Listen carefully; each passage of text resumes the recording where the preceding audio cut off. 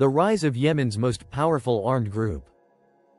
YouTube documentary, approximately 1 hour. Opening, the Red Sea darkness. The sound of waves. Satellite imagery of the Middle East appears on screen. The camera slowly moves toward Yemen. The Red Sea comes into view. Cargo ships travel through narrow waters. Then the screen cuts to images of Yemen's mountains, destroyed buildings, soldiers, and crowded streets. In the southwestern corner of the Arabian Peninsula lies Yemen. A country of ancient civilizations, towering mountains, deep valleys, and strategic waterways. For centuries, Yemen stood at the crossroads of trade between Africa, Arabia, and Asia. But in the modern era, Yemen became one of the world's most troubled countries. Political instability, economic hardship, tribal rivalries, religious tensions, foreign intervention, and war. At the center of much of this story stands a movement that began in the mountains of northern Yemen. It would eventually become known as the Houthis. Their official name is Ansar Allah, meaning, supporters of God. The movement began as a religious and political revival movement among Zaydi communities in northern Yemen. But over several decades, it transformed into a powerful armed organization. It captured Yemen's capital. It fought the Yemeni government. It battled Saudi Arabia and a regional coalition. And eventually, its attacks reached one of the world's most important maritime trade routes. The Red Sea. How did a movement that began in northern Yemen become one of the most important armed actors in the Middle East? This is the history of the Houthi movement. Chapter 1: Yemen before the Houthis. Old photographs of Yemen. Mountain villages. Sana'a. Traditional markets. Maps of North and South Yemen. To understand the Houthis, we first need to understand Yemen. Yemen has a long and complicated history. Its geography is extraordinary. The country contains mountains, deserts, valleys, and a long coastline along the Red Sea and Gulf of Aden. Its northern highlands were particularly important to the development of Zaydi Islam. Zaydism is a branch of Shia Islam that developed in Yemen centuries ago. For much of Yemen's history, Zaydi religious and political leaders held considerable influence in the northern highlands. But modern Yemen was eventually divided between two states: North Yemen and South Yemen. The north became the Yemen Arab Republic. The south became the People's Democratic Republic of Yemen. The southern state was aligned with the Soviet Union, while the northern government maintained relationships with Western and Arab states. Then, in 1990, the two countries united. The Republic of Yemen was born. Its president was Ali Abdullah Saleh. Saleh had already ruled North Yemen for years. After unification, he became president of the new country. But unity did not eliminate Yemen's problems. Political competition continued. Regional differences remained. And many people in the northern Zaydi heartlands believed their communities were losing influence. These tensions would eventually help create the environment in which the Houthi movement emerged.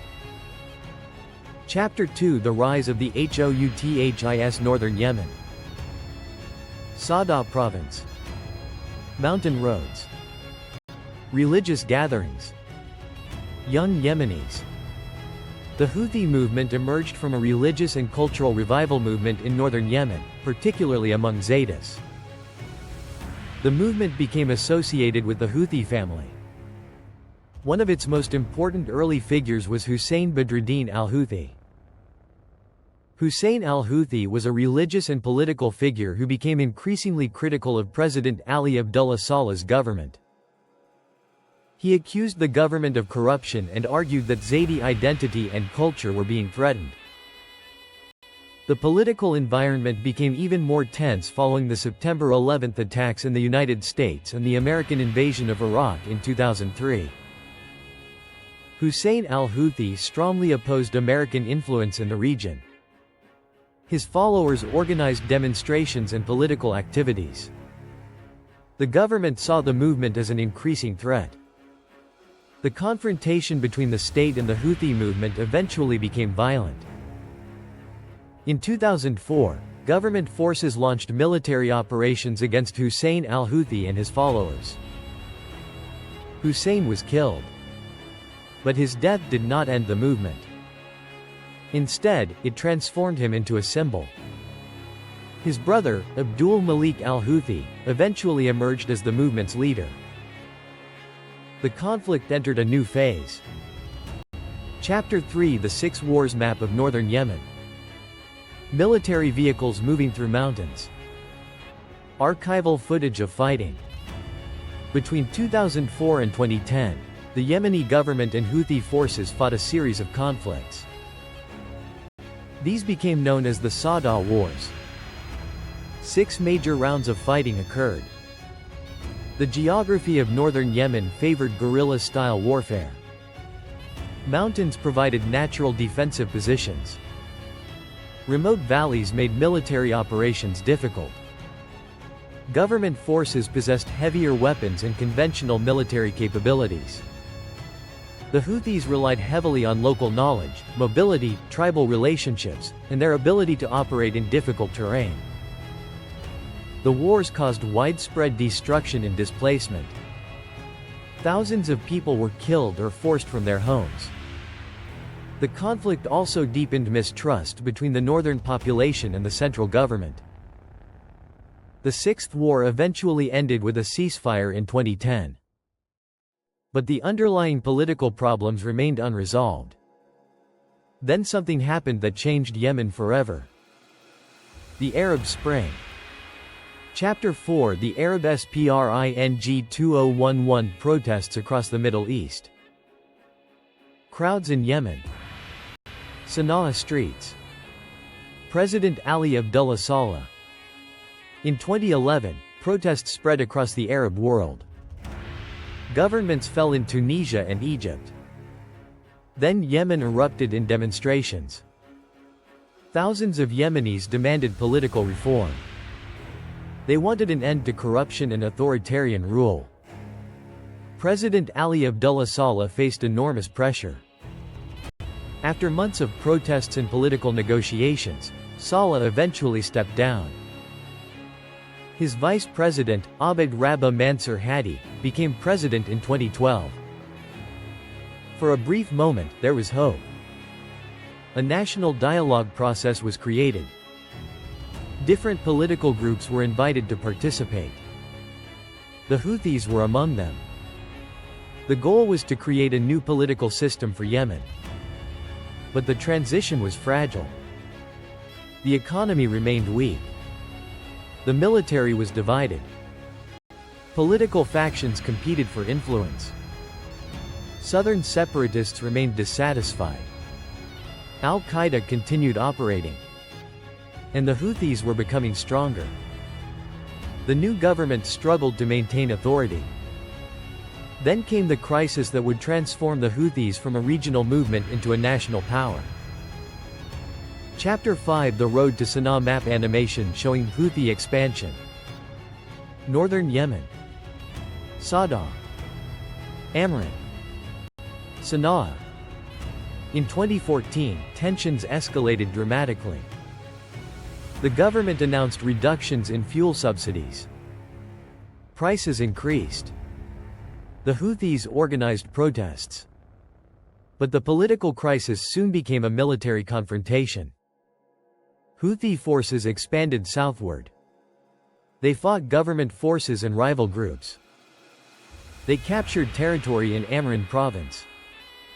Their forces moved closer to Sana'a. Then, in September 2014, the Houthis entered the capital. The balance of power in Yemen changed almost overnight. The United Nations later described the Houthi takeover of Sana'a as occurring alongside allied units of the Yemeni armed forces. The Houthis and their allies gained control over important government institutions. A political agreement was reached, but tensions continued. The Houthis increasingly dominated the capital. And behind the scenes, another extraordinary political relationship was developing. The Houthis were working with their former enemy, Ali Abdullah Saleh. Chapter 6: The Strange Alliance. Ali Abdullah Saleh photographs. Their interests temporarily aligned. Former enemies became allies. Houthi fighters advanced with support from military units loyal to Saleh. By early 2015, the situation had become critical. President Hadi and members of his government were placed under pressure. Hadi eventually escaped to Aden. The Houthis then established their own political arrangements in Sana'a. The country was rapidly moving toward full-scale civil war. And Yemen's neighbors were watching. Saudi Arabia was especially alarmed. Chapter 7: The Fall of the Government. Aden. President Hadi. Houthi checkpoints. Yemeni military units. The Houthis continued expanding south. Their forces moved toward Taiz and eventually toward Aden. President Hadi fled to Saudi Arabia. The Yemeni state was collapsing. Multiple armed groups controlled different parts of the country. The Houthis controlled much of the north and the capital. Government forces controlled parts of the south. Southern separatists had their own ambitions. Al-Qaeda in the Arabian Peninsula exploited the chaos. The Islamic State also established a presence. Yemen was becoming a battlefield involving multiple competing forces. Then, on March 26, 2015, the conflict became international. Saudi Arabia intervened. Chapter 8: Saudi Arabia enters the war. Saudi aircraft. Maps of Yemen. Airfields. Military coalition footage.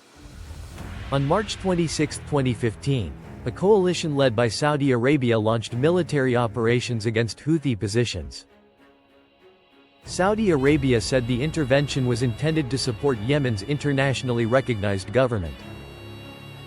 The military campaign began with airstrikes. Saudi Arabia and coalition partners targeted Houthi military positions, weapons facilities, command centers, and other locations. The Houthis were now fighting a much larger regional coalition. But instead of quickly collapsing, they survived. The war became a prolonged conflict. Saudi aircraft possessed overwhelming conventional air power. But controlling Yemen from the air was not enough. The Houthis had deep roots in northern Yemen. They knew the terrain. They could launch missiles and drones. And they could conduct attacks across the Saudi border. The war entered a new phase. Chapter 9: The Houthi military parades. Armored vehicles. Missiles displayed during parades. Drone footage. The organization that emerged from the original Houthi movement was no longer simply a local militia. It had developed into a large armed force. Its capabilities included infantry units, artillery, ballistic missiles, cruise missiles, drones, and naval or maritime attack capabilities. The exact size of Houthi forces has varied and is difficult to determine. But over the years, the organization developed an increasingly sophisticated military structure. One important factor was its ability to acquire, manufacture, modify, and deploy weapons. The Houthis also benefited from captured military equipment. When Yemeni military bases fell under their control, weapons and vehicles became available to them. Iran has also been accused by the United States, Saudi Arabia, the United Nations, and other governments of providing varying forms of support to the Houthis. Iran has denied being responsible for directing the Houthi movement. The relationship between Iran and the Houthis remains one of the most debated issues surrounding the conflict. What is clear is that the Houthis became increasingly capable of conducting missile and drone warfare. And eventually, the battlefield expanded beyond Yemen. Chapter 10. The war comes to Saudi Arabia. Saudi cities. Air defense systems. Missile launches. Drones. The Houthis began launching missiles and drones toward Saudi territory. Saudi cities and military installations became targets. The Saudi-led coalition responded with airstrikes inside Yemen. The conflict became a cycle. Attack. Retaliation. Airstrike. Missile launch. Drone attack. Another airstrike. For civilians, there was little escape. Homes were destroyed. Infrastructure was damaged. Hospitals struggled. Food supplies became difficult to obtain. Millions of Yemenis became dependent on humanitarian assistance. The war became one of the world's most severe humanitarian crises. But the military conflict continued. Chapter 11. The Battle for Hodeidah. Red Sea coastline. Port of Hodeidah. Ships. Map showing Hodeidah. One of the most strategically important locations in Yemen is the port city of Hodeidah, also known as al-Hodeidah. The port is located on the Red Sea. It is vital for Yemen's imports. Food. Fuel. Medicine. Other essential goods. Control of Hodeidah therefore meant more than military advantage.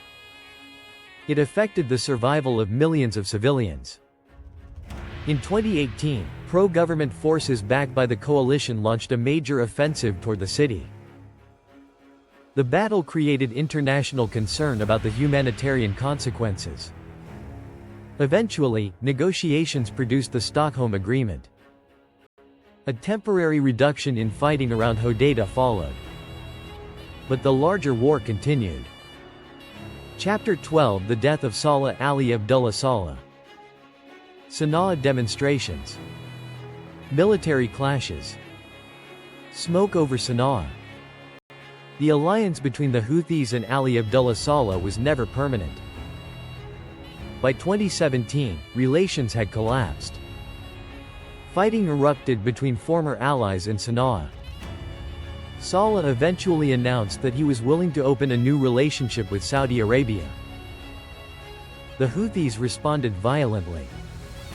In December 2017, Saleh was killed. His death ended one of the strangest political alliances in modern Yemeni history. The man who had fought the Houthis for years had eventually helped them capture Sana'a. Then, when he tried to reverse the alliance, he was killed by the movement. The Houthis emerged from the crisis stronger. Chapter 13. The Houthis and Iran. Map of Middle East. Yemen. Iran. Red Sea. Missile and drone imagery. One of the biggest questions surrounding the Houthis is their relationship with Iran. Iran and the Houthis share political and strategic interests. Iran is part of a broader regional network of armed groups and political movements that oppose Israel, the United States, and some Arab governments. The Houthis are often described as part of this broader network. But the relationship should not be oversimplified. The Houthis emerged from Yemen's own political, religious, tribal, and social environment. They have their own leadership and their own interests. At the same time, international investigations and governments have reported evidence of Iranian assistance, including weapons technology and components. The extent and nature of Iranian influence remains a major subject of debate. What is undeniable is that Houthi military capabilities became increasingly sophisticated. And then another event changed their international position. The war began to affect the Red Sea. Chapter 14. The Red Sea Crisis. Red Sea Map. Cargo ships. Container vessels. Bab el-Mandeb Strait. The Red Sea is one of the world's most important maritime corridors. At its southern entrance lies the Bab el-Mandeb Strait. Ships passing between the Indian Ocean and the Mediterranean can use this route. For global trade, the waterway is critical. Then, after the outbreak of the Israel-Hamas war in October 2023, the Houthis began launching attacks and attempting to attack commercial vessels in the Red Sea and surrounding waters. The Houthis said their attacks were connected to the war in Gaza. They claimed that they were targeting vessels associated with Israel or with countries supporting Israel. But the attacks affected international shipping. Ships were attacked, threatened, or diverted. Some shipping companies began avoiding the Red Sea. Instead, vessels traveled around the Cape of Good Hope. That added thousands of nautical miles to some journeys. The economic consequences spread far beyond Yemen. Chapter 15 America and its allies respond. American warships. British warships. Air defense launches. Red Sea. The United States and its allies responded to the attacks. Warships entered the region. Missiles and drones launched toward maritime targets were intercepted on numerous occasions. The United States and Britain also launched strikes against Houthi military targets inside Yemen in January 2024. The conflict had now become international in a new way. The Houthis were no longer fighting only the Yemeni government or Saudi Arabia. Their actions were directly affecting international maritime trade. The Red Sea had become another front in the wider Middle Eastern crisis. Chapter 16 Why the Houthis survived mountain landscapes. Houthi fighters. Civilian neighborhoods. Military maps. After more than a decade of war, an important question remains. Why did the Houthis survive? One answer is geography. Northern Yemen is mountainous. The terrain is difficult for conventional armies. Another factor is organization. The Houthis developed political, military, and social structures capable of maintaining control over territory. They also benefited from divisions among their opponents. The Yemeni government was never a unified military force. Different factions had different political goals. Southern forces wanted greater autonomy or independence. Islamist groups pursued their own agendas. Tribes shifted alliances. And regional powers supported different sides. The Houthis exploited these divisions. Their survival was not simply the result of military strength. It was also political adaptability. Chapter 17 Life under Houthi control. Sana'a streets. Markets. Schools. Families. Houthi checkpoints. But behind the military story are millions of ordinary Yemenis. People who did not choose the war. Families living in areas controlled by the Houthis have experienced a complicated reality. The Houthi authorities have established governing institutions and security structures in areas under their control. But international organizations have also reported serious allegations concerning repression, arbitrary detention, restrictions on civil society, recruitment of children, restrictions on humanitarian assistance, and attacks affecting civilians. The United Nations has documented serious violations by multiple parties to Yemen's conflict. It is important to remember this. The suffering of Yemen cannot be attributed to only one actor. The war has involved the Houthis, government forces, coalition forces, southern forces, tribal groups, extremist organizations, and other armed actors. Ordinary Yemenis have paid the greatest price. Chapter 18 The Humanitarian Disaster. Children. Food distribution. Hospitals. Destroyed buildings. Refugee camps. Yemen's war created one of the world's largest humanitarian crises. Millions of people have faced food insecurity.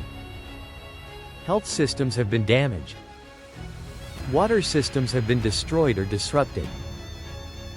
Buildings. Diplomats. Yemeni negotiations.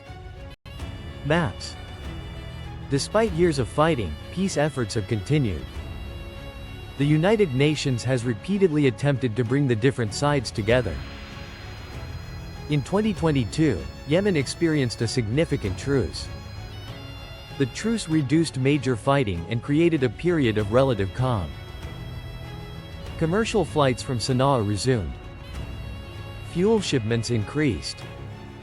Some restrictions were eased. For many Yemenis, it was the first real sign of hope in years. But the political problems remained. Who would govern Yemen? Would Yemen remain one country? Who would control the military? How would the economy be rebuilt? Who would pay government salaries? And how could the different armed groups be integrated or disarmed? These questions remain extraordinarily difficult. Chapter 20 The Houthis Today Modern Sana'a. Houthi political gatherings. Military parades. Red Sea ships. Satellite maps. Today, the Houthis remain one of the most powerful armed and political organizations in Yemen. They control Sana'a and large areas of northern and western Yemen. Their political authority is disputed. Their military capabilities remain significant. Their missile and drone programs have transformed the strategic environment around the Red Sea. And their relationship with Iran continues to attract international attention. The Houthis have demonstrated that a non-state armed movement can survive years of military pressure from a powerful regional coalition.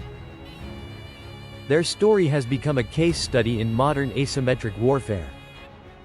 But their rise has also come at an enormous cost. Chapter 21 The Houthi Army and Modern Warfare Drone Footage. Missile launch imagery. Mountain fighters. This is one of the central lessons of the Yemen conflict. Chapter 20 TWO A country divided map of Yemen showing different areas of influence. Sana'a. Aden. Hodeidah. Taiz. Marib.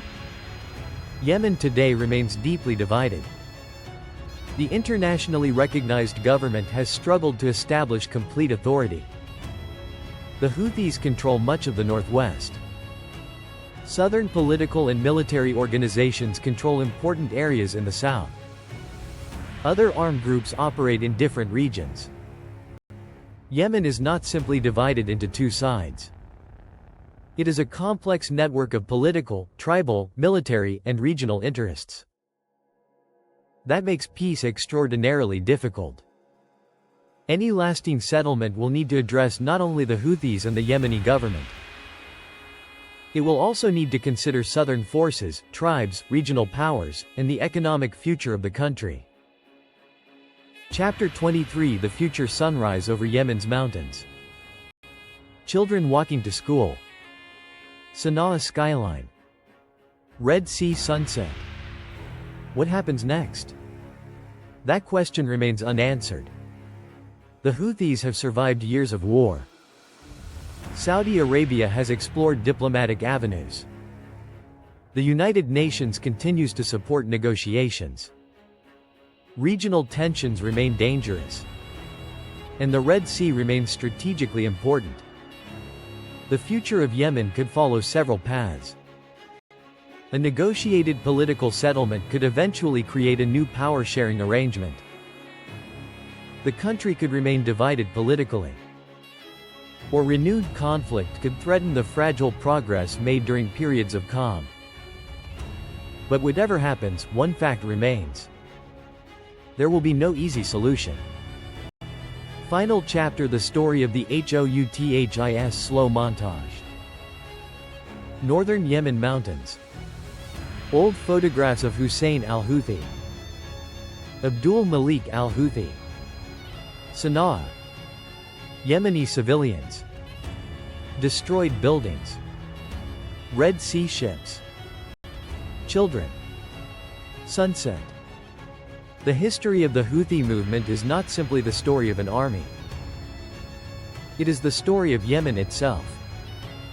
A country caught between ancient traditions and modern politics. Between tribal loyalties and national institutions. Between regional powers and local interests.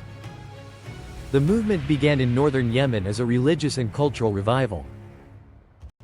It fought the government. It survived 6 wars. It expanded during the chaos of the Arab Spring. It entered Sana'a. It became a dominant political and military force. It fought Saudi Arabia and its allies. It survived years of airstrikes. It lost allies and defeated former partners. And eventually, its weapons and political decisions became part of a much larger international crisis in the Red Sea. But behind every map, every missile, and every political speech are ordinary people. Yemenis who want food. Yemenis who want security. Yemenis who want their children to grow up without war. The history of the Houthis cannot be understood without understanding that human cost. The movement's rise changed Yemen. But the war changed Yemen even more. And the final chapter of this story has not yet been written. The mountains of northern Yemen remain. The Red Sea continues to carry ships across one of the world's most important trade routes. And Yemen waits for peace. This is the story of the Houthi movement. A movement born in Yemen's mountains, that became a major force in the Middle East. End. Yemen's future will ultimately be decided not only by weapons, but by politics, diplomacy, and the people who call Yemen home. End of documentary.